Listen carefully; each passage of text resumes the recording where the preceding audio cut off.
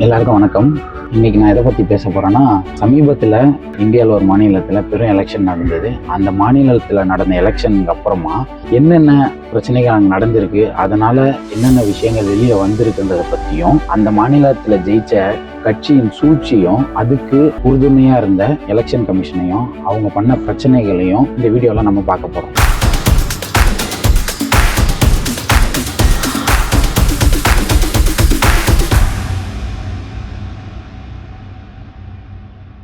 சமீபத்தில் பீகார் மாநிலத்தில் தேர்தல் நடந்து முடிஞ்சிருக்கு. அதாவது அது முதலமைச்சரை தேர்ந்தெடுக்கிறதுக்கான ஒரு எலெக்ஷன். இப்போ அங்கே நடந்து முடிஞ்ச எலெக்ஷனில் முதலமைச்சர் வேட்பாளர்களாக நிதிஷ்குமாரும் தேஜஸ்வி யாதவும் போட்டிட்டு இருக்காங்க.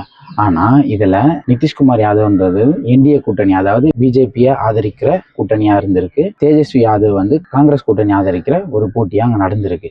பீகார் எலெக்ஷனில் மொத்தம் 243 தொகுதிகளில் வேட்பாளர்களை நிறுத்தி போட்டிட்டு இருக்காங்க. இதுல இந்த 243 தொகுதிகளில் பிஜேபி 101 தொகுதியில போட்டிட்டு இருக்கு. ஜேடியு 101 தொகுதியில போட்டிட்டு இருக்கு. இருவரும் சமமா போட்டிட்டு இருக்காங்க. அதுக்கப்புறம் எல்ஜேபின்ற கட்சி 28 தொகுதியில போட்டிட்டு இருக்கு. எல்எம்என்ற கட்சி 6 தொகுதியிலையும், எச்எம்என் கட்சி 6 தொகுதியிலையும் போட்டிட்டு இருக்கு. காங்கிரஸ் ஆதரிச்ச கூட்டணி கட்சிகள்ல மொத்தம் 143 தொகுதிகளில் ஆர்ஜேடி போட்டிட்டு இருக்கு. 61 தொகுதிகளில் காங்கிரஸ் போட்டிட்டு இருக்கு. கம்யூனிஸ்ட் கட்சிகள், மற்ற விஐபி கட்சிகள் மற்ற தொகுதிகளில் போட்டிட்டு இருக்காங்க. இதுல மொத்தம் போட்டியிட்ட இந்த தொகுதிகளில் 101 தொகுதிகளில் போட்டியிட்ட பாஜக 89 தொகுதியில வெற்றி பெற்றிருக்கு. அதே 101 தொகுதிகளில் போட்டியிட்ட ஜேடியு கட்சி 85 தொகுதிகளில் வெற்றி பெற்றிருக்கு. அதுல எல்ஜேபி அப்படின்ற கட்சி 28 தொகுதிகளில் போட்டியிட்டு 19 தொகுதிகளில் வெற்றி பெற்றிருக்கு.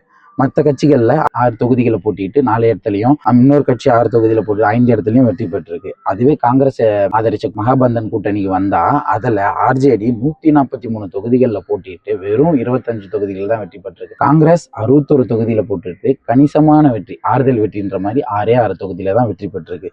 சிபிஎம், விஐபி இவங்க கட்சிகள் மீதமுள்ள தொகுதிகளில் போட்டிட்டு வெறும் 3 இடத்துல தான் வெற்றி பெற்றிருக்கு. அதாவது என்டிஏ கூட்டணி 202 இடங்கள்ல வெற்றி பெற்றிருக்காங்க.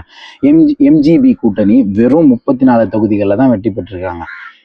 இதுவே மிகப்பெரிய ஜனநாயக படுகொலை தான். இது எப்படி போன முறை அதிகபட்சமாக இருந்த ஒரு கட்சியால் இந்த முறை எப்படி இது பின்தள்ள முடியும்? அதாவது நீங்கள் நிறைய நலத்திட்டங்கள் அங்கே பண்ணியிருக்கீங்க, நிறைய நலத்திட்டங்கள் அங்கே கொடுத்துருக்கீங்கன்னா ஓகே, இவங்க சரியா நடந்துக்கல, இவங்க நிறைய நலத்திட்டங்களை கொடுத்தாங்க, அதனால மக்கள் அவங்க ஆதரிச்சு. நீங்க ஒண்ணுமே பண்ணல. அதுக்கு எக்ஸாம்பிள் அங்க இருக்க பீகாரிஸ் கிளம்பி இங்க வேலைக்கு வராங்க, இங்க நிறைய விஷயங்களை பண்ணிட்டு இருக்காங்க. அதுவே மிகப்பெரிய எக்ஸாம்பிள். அப்ப அங்க எதுவும் ஒழுங்கா இல்லைன்னு தான் அர்த்தம். அப்போ ஒழுங்கா இல்லாத உங்களுக்கு மக்கள் எப்படி ஓட்டு போட்டு உங்களை ஜெயிக்க வச்சிருக்க முடியும்? அது இத்தனை தொகுதியில போட்டியிருக்காங்க. அதுல குறைஞ்சது இத்தனை தொகுதிகள்ல அவங்கவுங்க ஒரு கட்சியும் வெற்றி பெற்றிருக்கின்றது தான். ஆனா இதுல என்ன கேள்வி எழுதுன்னா, நடந்து முடிஞ்ச இந்த தேர்தல்ல ஆர்ஜேடி, அதாவது காங்கிரஸ் கூட்டணியில இருக்க அந்த முதலமைச்சர் வேட்பாளர் இருக்கார்ல தேஜஸ்வி யாதவ், அவரோட கட்சி மட்டும் அவர் நின்ன தொகுதிகள்ல பெற்ற வாக்குகள் 1,15,00,000. அவங்க ஜெயிச்சது வெறும் 25 இடங்கள்ல. ஆனா பிஜேபி 1 கோடி வாக்குகள் மட்டும்தான் பெற்றிருக்காங்க. அவங்களை விட 15 லட்சம் 16 லட்சம் ஓட்டுகள் கம்மி பெற்ற பாஜக கிட்டத்தட்ட 89 இடங்கள்ல வெற்றி பெற்றிருக்காங்க. இதேதான் மற்ற இடத்துலயுமே. இதேதான் ஜேடியு, நிதிஷ்குமார் அவங்க பிஜேபி கூட்டணியில நிதிஷ்குமார் அவங்க கட்சி போட்டியிட்டது மொத்தம் 101 இடங்கள்ல அவங்க வாங்கின ஓட்டுகள் பிஜேபியோட கம்மி, 95 லட்சம் வாக்குகள் தான் பெற்றிருக்காங்க. ஆனா அவங்க ஜெயிச்ச இடம் 85 இடங்கள். அதே மாதிரி பார்த்தோம்னா இந்த சைடு காங்கிரஸ் ஆதரிக்கிற கட்சிகள், காங்கிரஸ் 61 தொகுதியில 43 லட்சம் வாக்குகள் பெற்றிருக்கு. ஆனா அவங்க ஜெயிச்ச இடம் வெறும் 6 தொகுதி தான். இது எப்படி சாத்தியம்? 101 தொகுதியில போட்டியிட்டு வெறும் 1 கோடி வாக்கு வாங்கின பிஜேபி 89 தொகுதியில வெற்றி பெற்றிருக்கு. ஆனா அதே தேஜஸ்வி யாதவோட கட்சி அவர் 143 தொகுதியில போட்டிட்டு இருக்காரு. ஆனா 1,15,00,000 வாக்கு வாங்கின அவர் வெறும் 25 இடங்கள்ல 24 இடங்கள்ல தான் வெற்றி பெற்றிருக்கு. இது எப்படி சாத்தியம்? நம்ம எல்லாரும் என்ன கேட்போம்? ஆமா, அதுல என்னங்க இருக்கு? அவங்க 143 தொகுதியில நின்று இருக்காங்க, அதனால அவங்களுக்கு அவ்வளவு ஓட்டு வந்திருக்கு. பாஜக வெறும் 101 தொகுதியில தான் நின்று, அதனால அவங்களுக்கு கம்மி ஓட்டு வந்திருக்கு. என்ன குளறுபடி நடந்திருக்குன்னா, கிட்டத்தட்ட 80 தொகுதிகள்ல வெறும் 400 ஓட்டு, 390 ஓட்டு, 320 ஓட்டு, 520 ஓட்டு, 510 ஓட்டு, 480 ஓட்டு, அந்த மாதிரி வெறும் 400, 500, 300, 200 ஓட்டு வித்தியாசத்துல 80 தொகுதிகள்ல பிஜேபி கூட்டணி கட்சிகள்லாம் ஜெயிச்சிருக்காங்க. இதுக்கு முன்னாடி நடந்த முதலமைச்சர் எலெக்ஷன்ல பாத்தீங்கன்னா பெரும்பான்மையா ஜெயிச்சது இந்த முறை இப்போ 24 தொகுதிகள் வாங்கியிருக்காங்கல்ல தேஜஸ்வி யாதவ் கட்சி, அவங்க தான் போன முறை பெரும்பான்மையா ஜெயிச்சிருக்காங்க. 75 தொகுதியில வெற்றி பெற்றிருக்காங்க. அதுக்கப்புறம் பாஜக 74 தொகுதியில வெற்றி பெற்று, அதுக்கப்புறம் காங்கிரஸும் இந்த நிதிஷ்குமாரோட அவரோட கட்சியும் அதுக்கு அடுத்தடுத்து தொகுதிகளை கைப்பற்றியிருக்காங்க. ஆனா இந்த முறை அது அப்படியே டோட்டலா மாறி எல்லா கட்சிகளை விட பெரும்பான்மையா பிஜேபி 89 தொகுதியில ஜெயிச்சிருக்கு, தனி பெரும்பான்மையா. இப்போ இதுல இவங்க வாங்கின ஓட்டுகள்ல பார்த்தாலுமே கம்மி ஓட்டு அதிக ஓட்டுன்றத வேரியேஷனை விட இவங்க தொகுதிகளை தனித்தனியா பிரிச்சிருக்காங்க. இதுக்கு முழுக்க முழுக்க காரணம் எலெக்ஷன் கமிஷனும் அவங்க கொண்டு வந்த இந்த எஸ்ஐஆர் ஃபார்ம்ன்ற விஷயம் தான். இது ஏன் இந்த எஸ்ஐஆர் ஃபார்மோட நான் கனெக்ட் பண்ணி சொல்றேன்னா, இந்த எஸ்ஐஆர் ஃபார்ம் வந்ததுக்கு அப்புறம் தான் இங்க அவ்வளவு பெரிய தோல்வியை அந்த காங்கிரஸ் கூட்டணி சந்திச்சிருக்கு. என்ன காரணம் அப்படின்றத சொல்றேன். இப்போ பீகாரை பொறுத்தவரையும் மொத்தம் 38 டிஸ்ட்ரிக்ட் அந்த மாநிலத்துல இருக்கு. அதுல ஒரு குறிப்பிட்ட 20 டிஸ்ட்ரிக்ட்ல இருந்து மட்டும் நிறைய மக்கள் ஓட்டு போட முடியாம இவங்க இந்தியர்களே இல்லை, இவங்க இந்த நாடே கிடையாது, இவங்க கிட்ட சரியான ப்ரூஃப் இல்லை, இவங்க கிட்ட சரியான ஆதாரம் இல்லை, இவங்க கிட்ட எதுவுமே இல்லைன்னு சொல்லி எலெக்ஷன் கமிஷன் அவங்கள ஒதுக்கி விட்டுருக்கு. மொத்தம் பீகார்ல மொத்தம் 65 லட்சம் வாக்குகளை முடக்கி இருக்காங்க. அதுல குறிப்பிட்ட 20 டிஸ்ட்ரிக்ட்ல இருந்து மட்டும் 46 லட்சம் ஓட்டுகளை முடக்கி இருக்காங்க. அதிகபட்சமாக முஸ்லிம்ஸ் வாக்குகளை முடக்கி இருக்காங்க. அதாவது 17 லட்சத்துக்கும் மேல முஸ்லிம்ஸோட வாக்குகளை இது பண்ணியிருக்காங்க.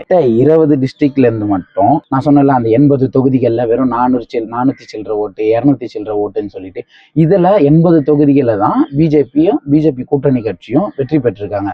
இந்த வெற்றிக்கு காரணம் முழுக்க முழுக்க எலெக்ஷன் கமிஷனும் அந்த எஸ்ஐஆர்ன்ற அந்த ஃபார்மும் தான். இந்தியாவை பொறுத்தவரையும் பிஜேபி கவர்மெண்ட் என்ன பண்றாங்க, முஸ்லீம்ஸ்க்கு அகெயின்ஸ்டாக தான் நிறைய விஷயங்களை பண்ணிட்டு இருக்காங்க. ஆனா முஸ்லீம்ஸுகள் அதிகமா இருக்க ஒரு தொகுதிகள்லயே பிஜேபி ஆதரிச்ச வேட்பாளர்களும் எப்படி ஜெயிக்க முடியும்?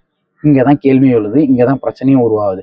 அந்த தொகுதிகள்ல தான் 400 ஓட்டு 200 ஓட்டு வெறும் இத்தனை ஓட்டு வித்தியாசங்கள்ல ஜெயிச்சிருக்காங்க. இதுல நான் ஏன் எலெக்ஷன் கமிஷனையும் அந்த எஸ்ஐஆர் ஃபார்மையும் முக்கியமா சொல்றேன்னா, எலெக்ஷன் கமிஷன் செப்டம்பர் மாசம் அவங்க அனௌன்ஸ் பண்ண ஒரு லிஸ்ட்ல என்ன சொல்லியிருக்காங்கன்னா, பீகார்ல மொத்தம் 7,42,00,000 வாக்காளர்கள் தான் அதிகாரப்பூர்வமா அறிவிக்கப்பட்டிருக்காங்க. இவங்க தான் அடுத்து நடக்க போற எலெக்ஷன்ல கேண்டிடேட்ஸையோ சிஎம்ஐயோ தேர்ந்தெடுக்க போறவங்கன்னு சொல்லிட்டு ஒரு குறிப்பிட்ட மக்கள் எண்ணிக்கையை வெளியில விட்டுருக்காங்க.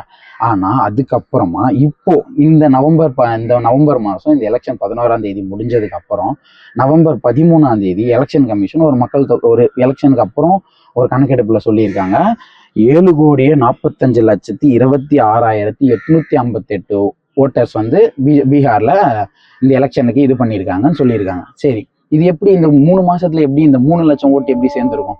இந்த 3 லட்சம் ஓட்டுல எவ்வளவு வெற்றிகள் நிர்ணயிக்கப்பட்டிருக்கும்? அதாவது நான் சொல்றபடி பார்த்தா இந்த 80 தொகுதியில் வெறும் 300 ஓட்டு 400 ஓட்டுல ஜெயிச்சவங்க இருக்காங்கல்ல, அவங்க இந்த 3 லட்சம் ஓட்டுல ஈஸியா ஜெயிச்சுட்டு போயிடலாமே. அப்போ இந்த 3 லட்சம் ஓட்டு திடீர்னு எங்க இருந்து வந்தது? செப்டம்பர் 30ஆம் தேதி நீங்க விட்ட கணக்குப்படி 7,42,00,000 தான் இருந்திருக்கணும். ஆனா இந்த எலெக்ஷன் முடிஞ்சதுக்கு அப்புறம் நீங்க எலெக்ஷன் கமிஷன் விடுற இதுல எத்தனை பேர் சேர்த்திருக்கீங்க? கிட்டத்தட்ட 3,26,858 ஓட்டுகள் எக்ஸ்ட்ரா வருது. சரி, அப்போ இதுவரையும் ஓட்டு பதிவான எண்ணிக்கை எத்தனை அப்படின்னு நம்ம எலெக்ஷன் கமிஷன் கிட்ட கேட்டோம்னா அதை சொல்லல, நம்பர் படியா சொல்ல மாட்டேன்றாங்க. 66.91% வாக்குகள் பதிவாயிருக்குன்னு சொல்றாங்க. அது எண்ணிக்கையில சொல்லுங்கன்னு கேட்டா இன்னும் எலெக்ஷன் கமிஷன் கிட்ட இருந்து அதுக்கான எந்த ஒரு இதுவும் முன்னாடி வரல. அங்க நடந்த எலெக்ஷனுக்கு அப்புறம் என்ன போட்டிருக்காங்க, 2 கட்டமா எலெக்ஷன் நடந்தது. அதுல கட்டத்துல பெண்கள் ஆண்கள் இத்தனை சதவீதம், மொத்தமா இத்தனை சதவீதம் வாக்குகள் பதிவாயிருக்கு. அதே மாதிரி 2ஆம் கட்டத்திலயும் பெண்கள் ஆண்கள் இத்தனை சதவீதம் வாக்கு பண்ணியிருக்காங்க. ஓவராலா இத்தனை சதவீதம் தான் வந்திருக்குன்னு சொல்றாங்களே தவிர எத்தனை மக்கள், அதாவது இப்ப 7,45,00,000 நீங்க சொன்ன கணக்குப்படியே மக்கள் ஓட்டு போடலாம்னு சொன்னீங்க. அதுக்கேற்ற மாதிரினா அப்போ நீங்க சொல்லலாம் ஒரு 6,50,00,000 வாக்குகள் பதிவாயிருக்கு, இல்ல 6,06,00,000 வாக்குகள். அதை சொன்ன எண்ணிக்கையில சொல்லாம வெறும் சதவீதத்துல சொல்றாங்க. இதை ஏன் இப்படி சொல்றாங்கன்னா, சமீபத்துல 2024 நடந்து முடிஞ்ச இந்த பிரைம் மினிஸ்டர் எலெக்ஷன் இருக்குல்ல, அதுல என்ன நடந்ததுன்னா, அதுல இந்த சிக்கல் வந்தது. அவங்களுக்கு என்னன்னா, அவங்க விட்ட அந்த பெர்சன்டேஜ் ஓட்டுக்கும் அதுக்கப்புறம் அவங்க எண்ணிக்கையில விட்ட நம்பர் ஓட்டுக்கும் நிறைய டிஃபரன்ஸ் இருந்தது, நிறைய பிரச்சனைகள் வந்தது. அவங்க இத்தனை சதவீத ஓட்டு தான் பதிவாயிருந்ததுன்னு முன்னாடி விட்டுட்டாங்க. அதுக்கப்புறமா எண்ணிக்கையில, அதாவது இத்தனை கோடிய மக்கள் ஓட்டு போட்டிருக்காங்கன்னு போகும்போது அந்த எண்ணிக்கையும் அந்த சதவீதமும் சேர்த்து பார்த்தா ரெண்டுமே ஒன்னா இல்லை. இதனால நிறைய பிரச்சனைகளை அந்த டைம்ல அவங்க ஃபேஸ் பண்ணாங்க.